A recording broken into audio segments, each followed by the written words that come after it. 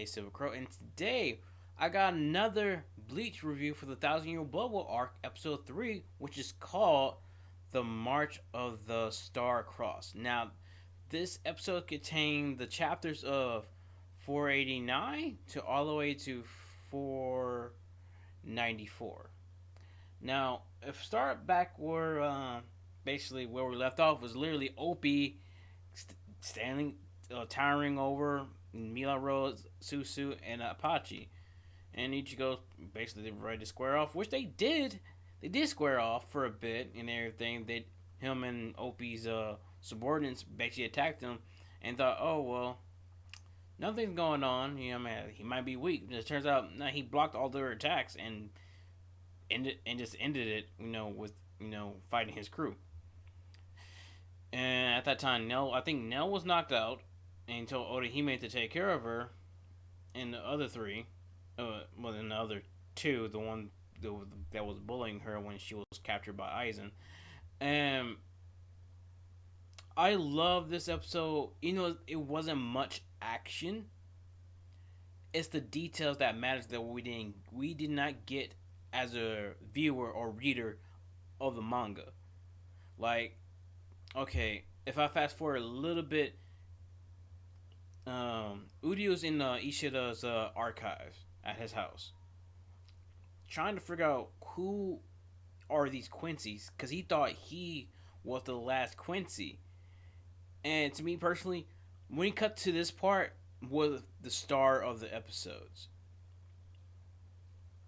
He's trying to figure out who, like, he was looking, doing research, but there was nothing there. Then we fast forward a little bit before his dad came in. We cut to Yulbach telling, hey, we're going to attack the Soul Society now. We're not giving them 5 days. Tell them to get ready now. And they've technically been ready. And we fast forward back to the battle with Ichigo versus Opie. And he was battling him, Gesuga Tensho, all this other stuff. Because here's the thing.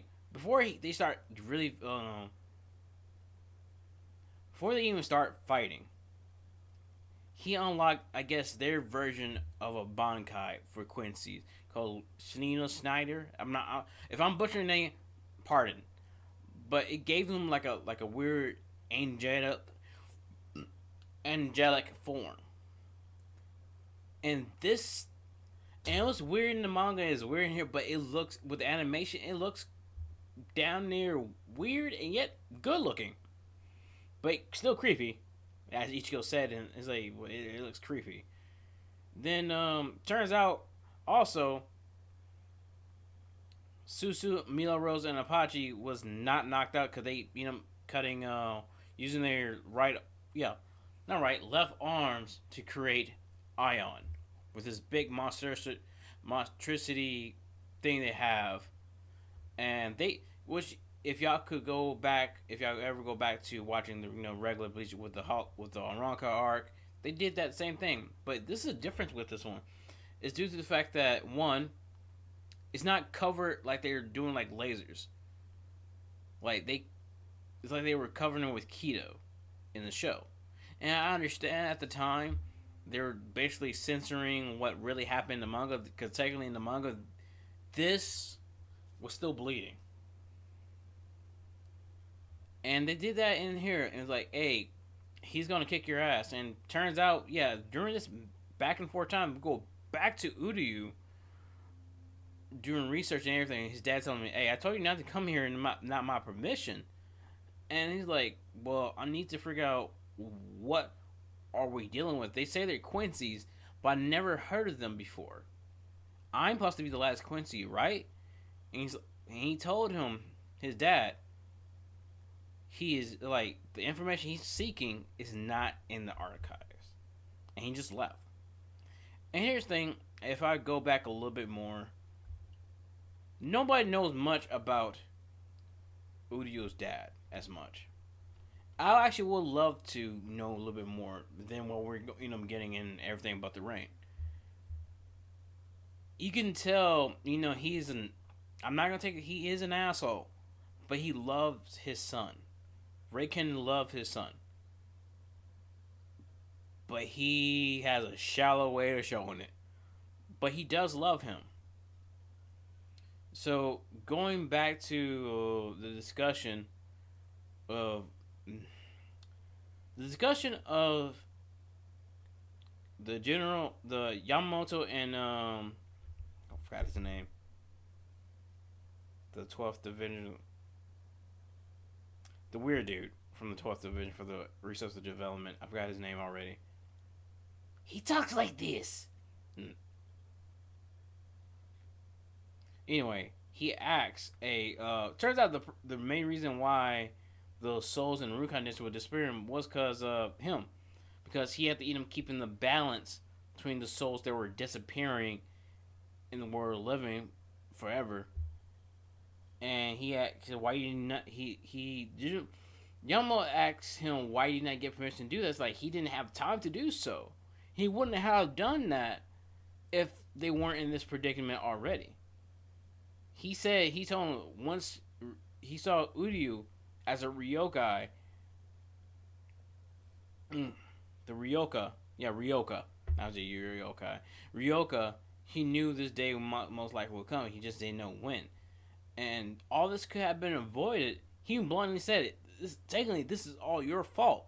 Because all of this could have been avoided if he just killed off Yuobak when he had the chance to. He didn't. He had the choice, but he didn't. Now, also, you go back a little bit, fast forward a little bit further, when Shino and Ryonosuke basically is talking to the sixth seat of the 13th squad, and they're because he was curious, like, why are we fighting? You know, we all on the same goal of destroying Hollows, right? He explained to him the reason why is it's the same explanation we got in the regular show. That they technically cleanse Soul Reapers, they cleanse Hollows. Unless they done so much bad they go straight to hell. The souls are still intact, it's just in hell. Or if they done good, they got turned to Hollows, they just go straight to the soul side after they cleanse them. Now, the issue is with Quincy's, they destroy Hollows, but not just destroy them, they destroy the soul. And to be honest, I think that's what Udi wants to avoid. That's why he's always doing research about that. But anyway, he also said, "Aren't we still on the same side?" It's like there's no side. This is war. We're all bad. It's the same thing Shinsui brought up to Rose and Love. No, yeah, Love and yeah. During the battle with Stark, he said, "At this point, we're not good guys. We're bad.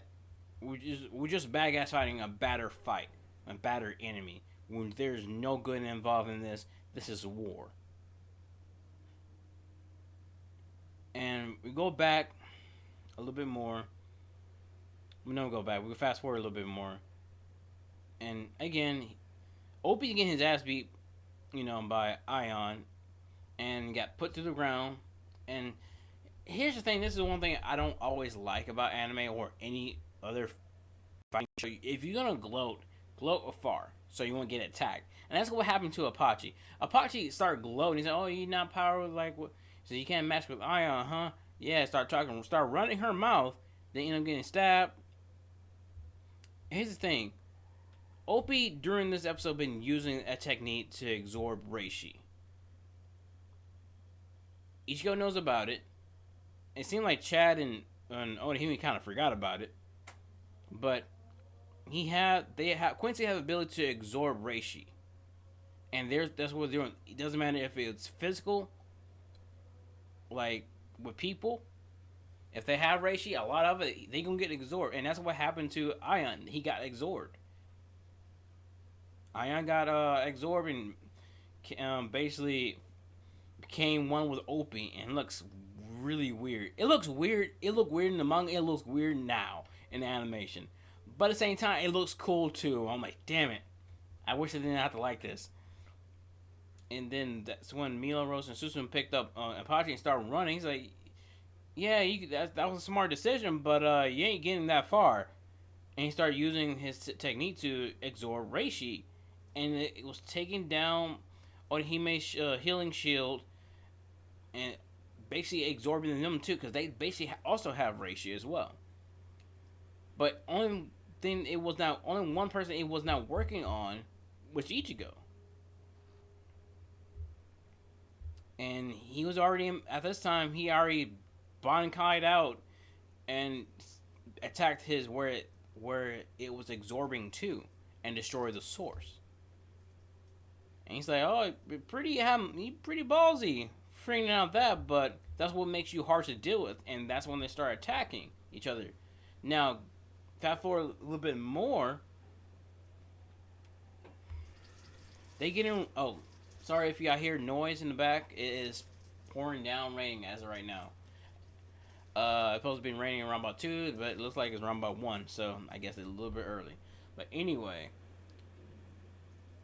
they begin attacking. The Quincy start beginning their attack, and the first casualty of this attack, Lieutenant Kita, Vice Captain Kita, and then the second, I think the second, no, the third, fourth, fifth seat out too of Squad 3. So it's one of those things like, to me personally, him getting axed out is, to me, even in the manga, I always found it a damn shame because due to the fact that his Zanpakuto, for what it is, it might look bland, but it's very unique for what it is.